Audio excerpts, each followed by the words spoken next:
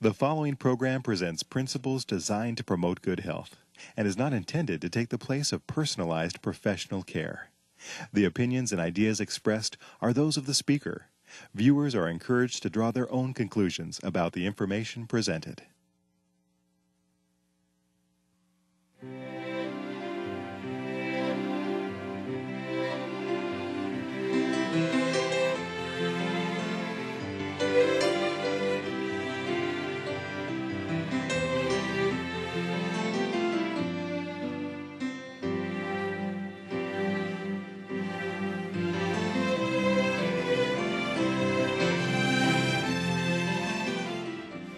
Hello and welcome to Health for a Lifetime. I'm your host, Don McIntosh. We're glad you joined us today. We're going to be talking about a big word, cholesterol. And here to help us with that big word is Dr. George Guthrie. He is a physician at the Lifestyle Center of America in Oklahoma. And he's practiced medicine for many years, about 14 years in the area of family practice. That's dealing with all kinds of things in the family, including cholesterol. And also he's been an instructor and also taught medical students about nutrition and a lot of interesting things, really. We're glad that you're with us, Dr. Guthrie. Glad to be here, Don. And we're going to be talking today about cholesterol. And you know, many people here in this particular culture and many Western cultures and perhaps even around the world have heard a lot about cholesterol over the last few years. But I have to say that a lot of people are still kind of confused about what that all means. And so we want to talk about it today. What is cholesterol? Oh, that is an interesting question. I like to describe it like this. Water and oil or grease do not mix very well. You know that. You see the puddle when it rains and then a little oil floating on top. So the little rainbows. Sure. Yeah. Our bodies are water systems. Mm-hmm. We drink water, we urinate water, 70–80% of our bodies Take water. Showers in water. Okay, inside and outside. Okay, yeah. So it's a water system, yet grease, oil, fat are necessary for the body to function. Many people do not know that all living cells are differentiated one from another by a layer of fat. Oh. You know, in our culture today, we're so low-fat everything, we fail to recognize that we need some of that stuff. So we need a little bit of oil to go with the water. Need a little bit of oil to move around within our, in essence, water system. Now, if you were to get grease on your pants... Well, let's not do that, but let's just think about the possibility of that. My guess is you would take them off, put them in the washing machine, and turn the water on. Yeah, or someone else would. Okay. Right. So the water goes in, and you expect the grease or oil to come out of your pants because you add something called... Soap. Soap or detergent. In essence, soap or detergent allows fat to mix with the water environment. It's helpful for me to recognize cholesterol as soap. Okay, cholesterol soap. When you hear cholesterol, think soap. All right, I'm thinking soap. I have a big bar of soap in my mind. Now, you may remember that from the Framingham study on the East Coast, we came to recognize that cholesterol is associated with increased heart attack risk. And so our goal was to decrease the cholesterol in our blood. Take the soap out. Take the soap, okay, take the soap out, if we're going to put it that way. All right. But we didn't understand it that way at that time. We said, well, if we're going to get rid of the cholesterol in our blood, what we need to do is to stop eating cholesterol. Stop eating soap. Okay, Basically. Stop eating the soap. Right, okay. So we focused on removing the cholesterol from our diets. Do you know where cholesterol comes from? I'm sure there's many substances, but I'm going to guess that it comes from animal sources instead of plant sources. Right. One of the ways you can tell the difference between animals and plants is whether or not they make cholesterol. Indeed, animals make cholesterol, plants do not make cholesterol. So in our search to try to remove cholesterol from our diet, we said, well, we need to cut back on eating the animal products because they have cholesterol in them. Well, people did this.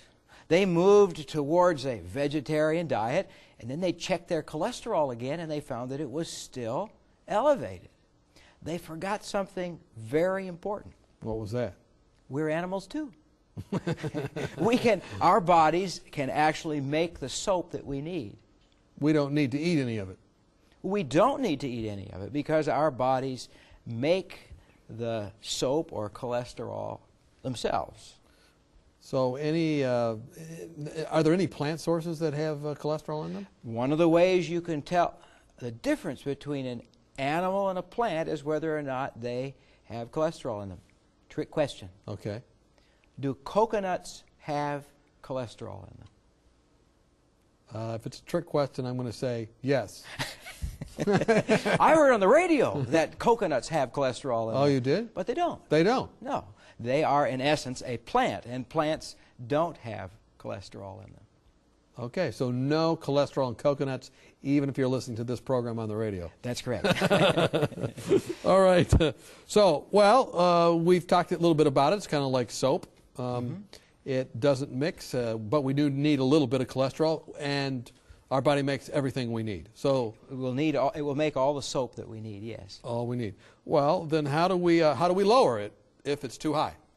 Well, since our own bodies will make the soap or cholesterol, right, then we need to avoid those things that actually cause our own body to make the soap or cholesterol.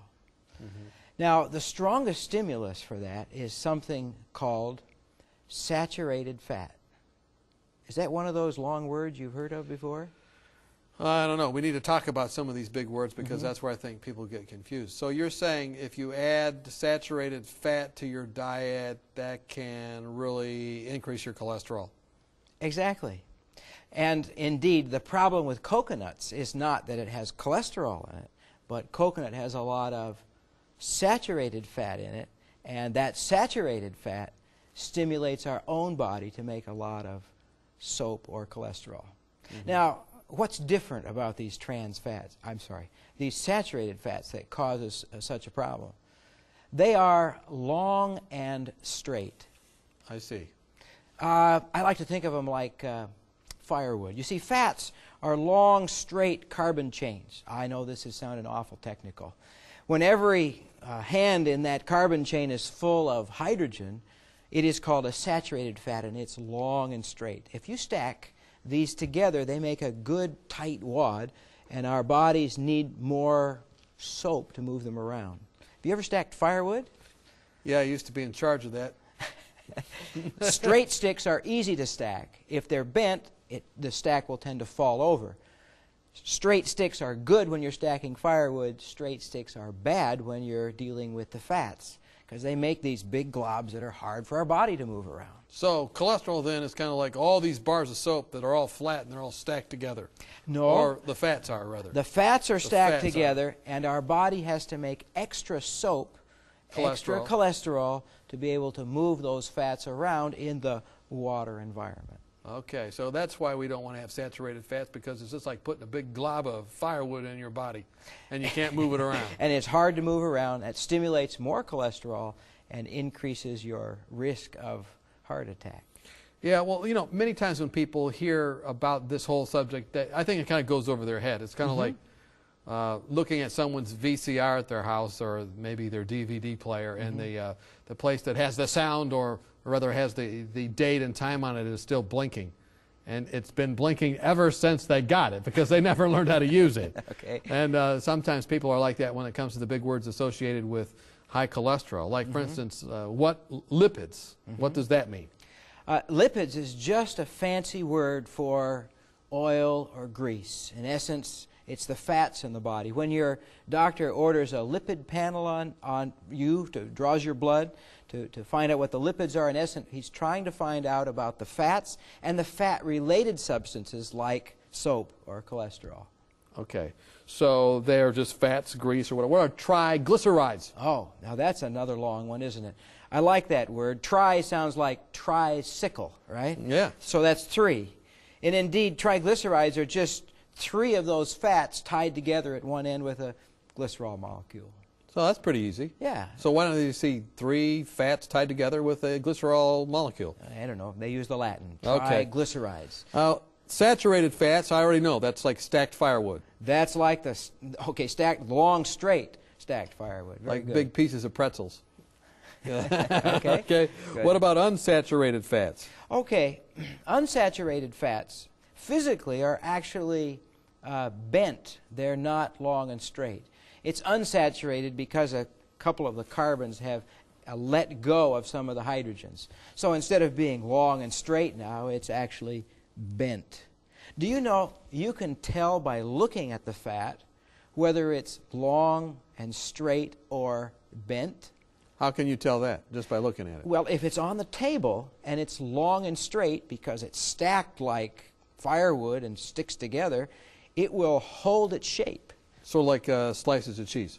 Oh, I was thinking more butter. Butter. Cheese has some other things in it, but butter is a fat that is saturated, and because it's long and straight, at room temperature it'll sit there on the table and you can actually cut it with a knife and spread it.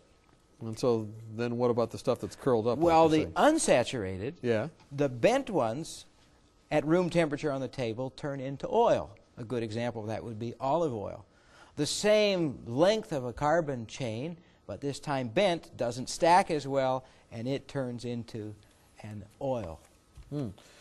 Okay, but then you said the temperature is something about that, and the things that we're concerned about are things that stack or don't stack at body temperature. Is that fair to say? Well, it's actually the room temperature that's the best way to tell. Okay. But you're right. When those fats that stand up on the table get into our body, they tend to stimulate cholesterol or soap production much more than those that are bent, or the oils. We've talked about some of these words and different things. How low or how high should my cholesterol be? Boy, that's, if you look at your laboratory results, right, it'll tell your cholesterol number, and then it'll give you a normal value. Okay. And it will say, get your cholesterol less than 200 milligrams per deciliter. Have you heard that number before? Sure. 200 or 240 sometimes. Somewhere they used to say. It used to be, and they've kind of lowered it down to 200 now. It's an interesting phenomenon. It ends up that cholesterol is not a real good way to check to see if you're at risk for a heart attack. 1/3 of the people that have heart attacks in this country this year will do it with cholesterols that are less than 200.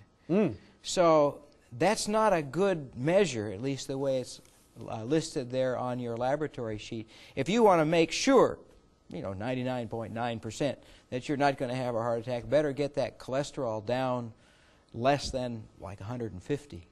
Wow, so it needs to be really, that's quite a ways down. And if it's not, what should you do right then? Should you take medicine until you get it down some other way?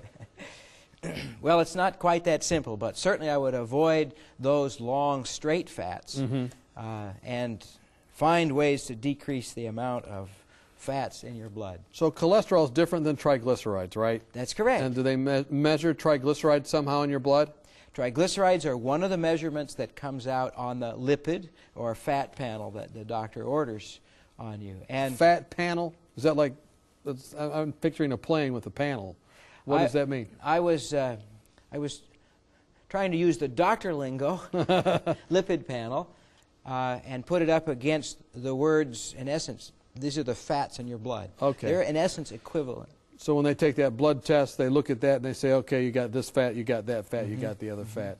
So how low should my triglycerides be? It would be best if your triglycerides were less than 150 milligrams per deciliter, and that's probably what the lab test will show for you. Okay, so we're kind of breaking this down, but really most Americans, their cholesterol's too high, their triglycerides are too high, right or wrong? Right. And so that's why we have this real problem with heart disease. What some people have said it changes when you expose it to air. Is anything to that? What changes when you cholesterol? You mean as far as oxidized cholesterol? Okay, that's kind of a little different issue. Okay. If oxidized cholesterol in your diet can actually cause significant changes in your body, there's evidence that cholesterol that's been oxidized can cause atherosclerosis in a matter of minutes, like 40 or 50 minutes. Wow. But in order to really make that, you need more than just oxygen exposure. You also need significant amount of heat followed by an acid environment.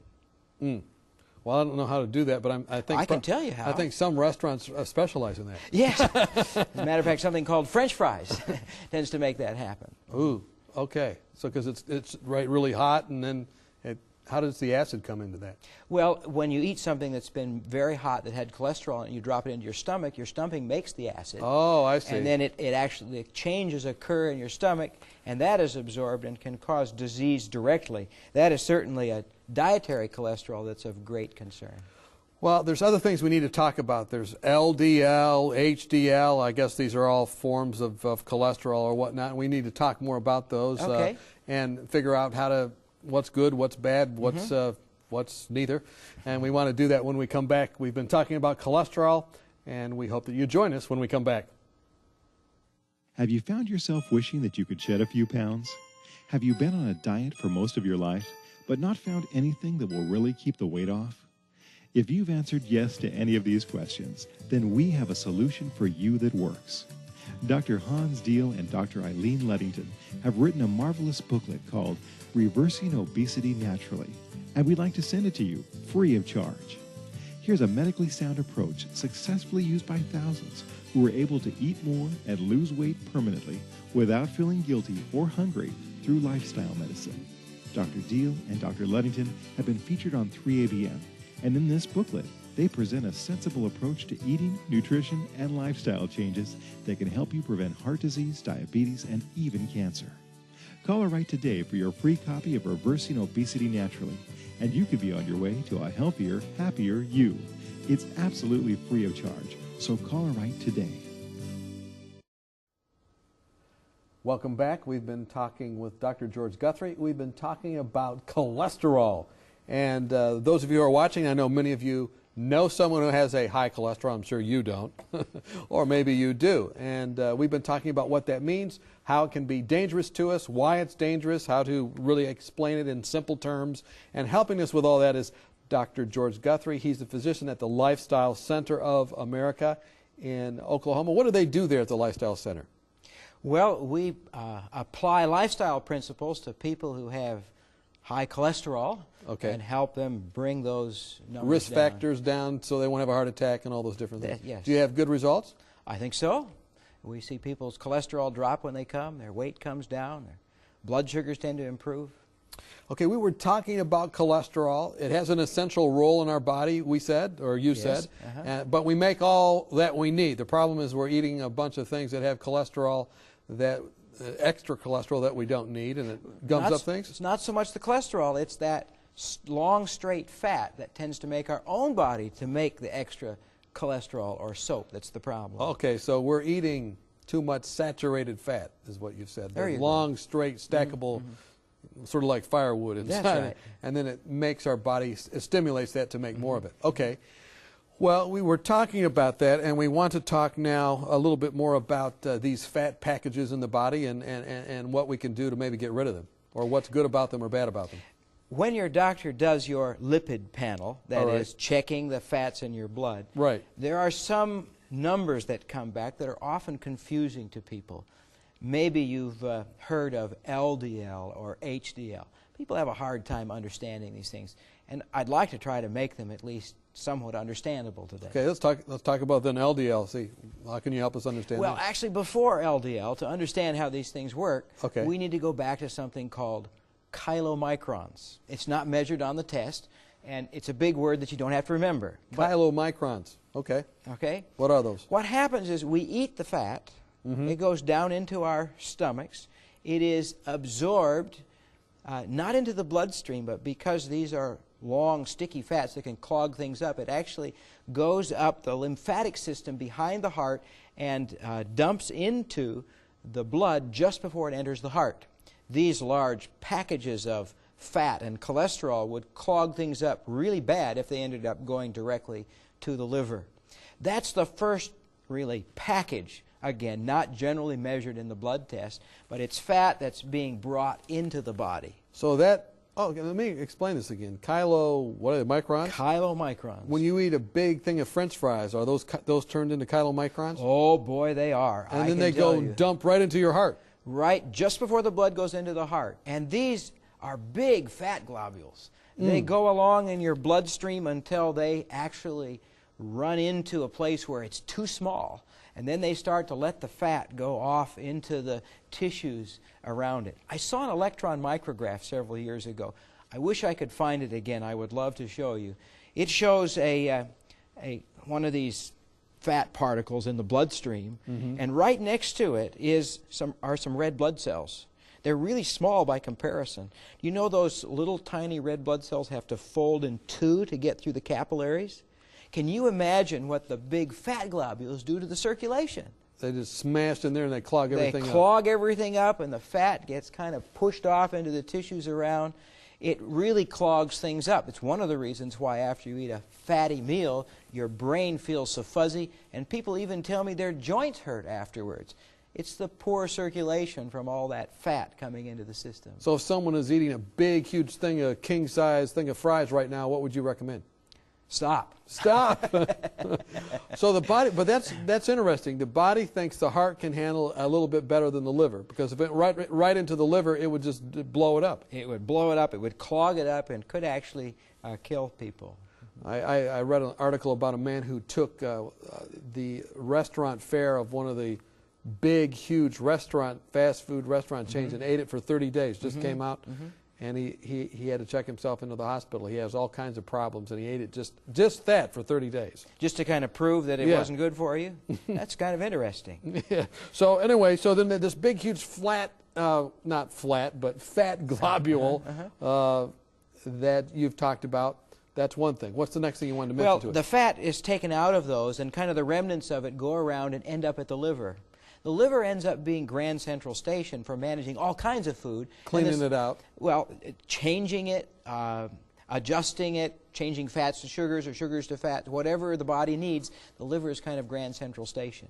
So the liver takes those remnants and any fat that it may have made and turns around and puts it out in a particle called VLDL, or very low density lipoprotein. So it makes it good when it was bad. No, it's still bad. It's still bad. It's full of fat. It's like the one that came from the stomach, but it's distributing it around the body. All right. Now, these globules go out just like the chylomicrons did and get stuck in the small blood vessels, and the fat is left out or let out. What's left when the fat comes out is this thing that we call LDL, and it's measured in your lipid panel, in your blood test.